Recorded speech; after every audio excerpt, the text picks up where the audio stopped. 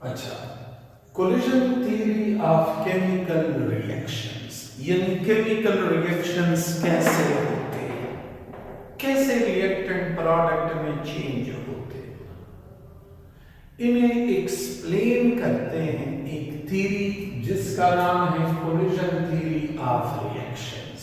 इसके 3 पोस्टुलेट्स हैं। पहला पोस्टुलेट कहता है कि reactant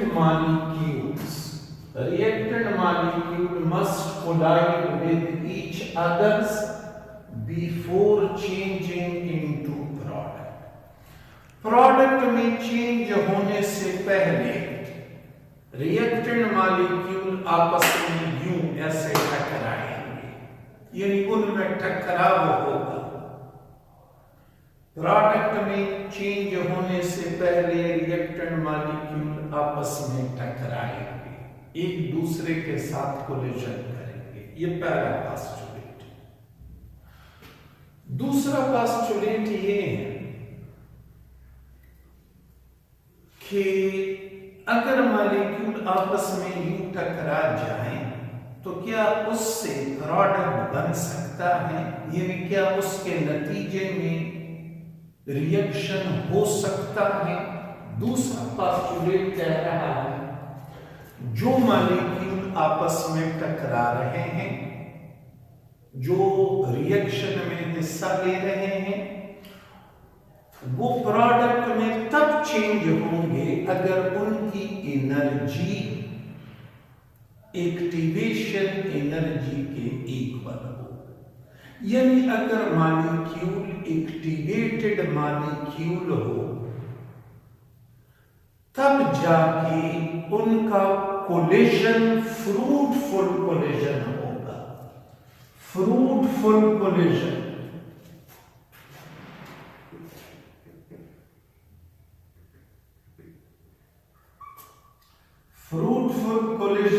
तब होगा अगर कोलाइडिंग मॉलिक्यूल की एनर्जी एक्टिवेशन एनर्जी के इक्वल हो, और ये तीसरी बात,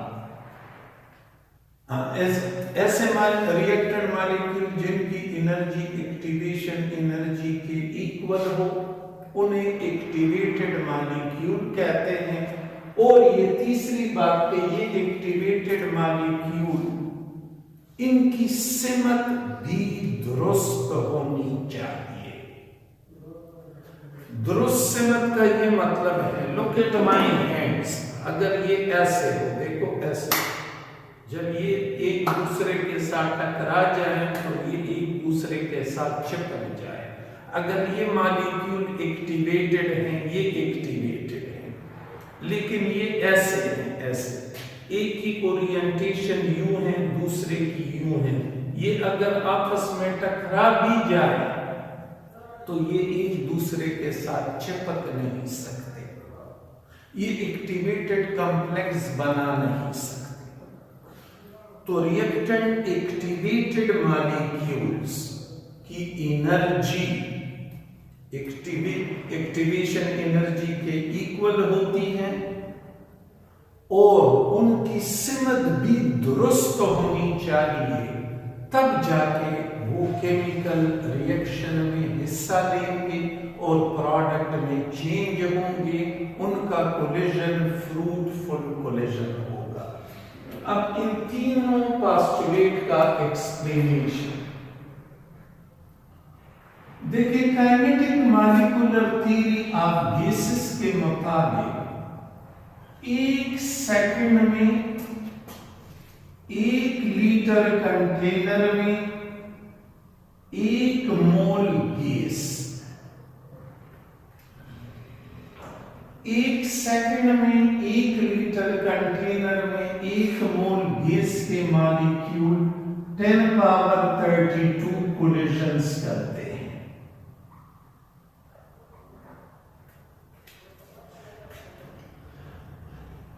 अगर ये बहुत ही लार्ज वैल्यू है, अगर इतने कोलिजन से केमिकल रिएक्शन होते तो फिर तो chemical reaction out of control होते, यानी जो ही रिएक्टेंट आप कंटेनर में डाल देते कंटेनर फट जाता। लेकिन ऐसा नहीं है, केमिकल रिएक्शन का रेट यूजुअली बहुत कम होता है। तो कौन से फैक्टर हैं जो केमिकल रिएक्शन के रेट को कंट्रोल कर रहे हैं? वो हैं दो फैक्टर, कंट्रोलिंग फैक्टर दो हैं। एक है पोस्टुलेट नंबर 2 और दूसरा है पोस्टुलेट नंबर 3। पोस्टुलेट नंबर 2 के मुताबिक अगर मॉलिक्यूल यूं टकरा जाएं एक दूसरे के साथ, लेकिन उनकी एनर्जी एक्टिवेशन एनर्जी के इक्वल ना हो, तो उनमें रिएक्शन मुमकिन नहीं होगा। रिएक्शन तब मुमकिन होगा अगर मॉलिक्यूल एक्टिवेटेड हो, मॉलिक्यूल के पास एनर्जी ज्यादा हो। तो ये दो पोस्टुलेट कंट्रोल रेट को एक्सप्लेन कर रहे हैं कि सारे कोलिजन से केमिकल रिएक्शन नहीं होते। केमिकल रिएक्शन तब होगा अगर मॉलिक्यूल के पास एनर्जी एक्टिवेशन एनर्जी के इक्वल हो, तब जाके जब वो आपस में टकराएंगे तो पुराने बांड कमजोर पड़ जाएंगे और नए बांड बनने शुरू। लेकिन अगर एनर्जी एक्टिवेशन एनर्जी के इक्वल नहीं है, तो ये ए और ये बी ये आएंगे, एक दूसरे के साथ टकराएंगे और फिर एक दूसरे से अलग होंगे, बिकॉज ये बांड कमजोर नहीं हुआ। जब बांड कमजोर नहीं हुआ तो केमिकल रिएक्शन होगा नहीं। अच्छा, अगर ये एक्टिवेटेड हो और इनकी सिमत भी सही ना हो, तब भी केमिकल रिएक्शन मुमकिन नहीं। सिमत से मुराद ये है, देखिए, consider the reaction between CO and NO2 to form NO and CO2। NO2 oxygen इसे देता है, इस कार्बन को, और ये कार्बन इससे ऑक्सीजन लेता है, तो ये कार्बन डाइऑक्साइड में चेंज हो। अगर NO2 और CO एक्टिवेटेड ना हो और आपस में टकरा जाए तो ये रिएक्शन नहीं होगा। लेकिन अगर ये एक्टिवेटेड भी हो लेकिन इनकी हालत ऐसी हो, देखो ऐसी, ये मैंने NO2 ही लिखा, लेकिन इस तरह उलट करके ऑक्सीजन 2 नाइट्रोजन 1 और ये कार्बन मोनोऑक्साइड, NO2 और CO ये एक्टिवेटेड है लेकिन दुरुस्त सिमत नहीं है। दुरुस्त सिमत से मुराद ये है कि इसका ऑक्सीजन इस कार्बन के सामने तो भी रिएक्शन नहीं होगा।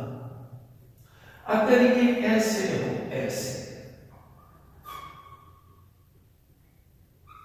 ये मैंने यही कार्बन मोनोऑक्साइड लिखा, तो भी रिएक्शन नहीं होगा। तो ये एक्टिवेटेड भी है लेकिन रिएक्शन नहीं हो रहा। क्यों नहीं हो रहा? क्योंकि इनकी सिमत सही नहीं है। जिन एटम ने आपस में मिलना है वो आमने सामने नहीं है। अगर ये ऐसे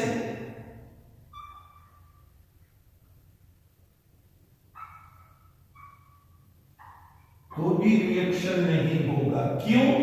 क्योंकि कार्बन मोनोऑक्साइड का ऑक्सीजन इस ऑक्सीजन की जानिब है। लेकिन अगर ऐसे हो और एक्टिवेटेड हो, एक्टिवेटेड भी हो, सिमत भी सही हो, तब जाके जब ये कोलिजन करेंगे, the collision will be fruitful collision. Fruitful collision उस कोलिजन को कहते हैं जिसके होने से केमिकल रिएक्शन वाक़या हो।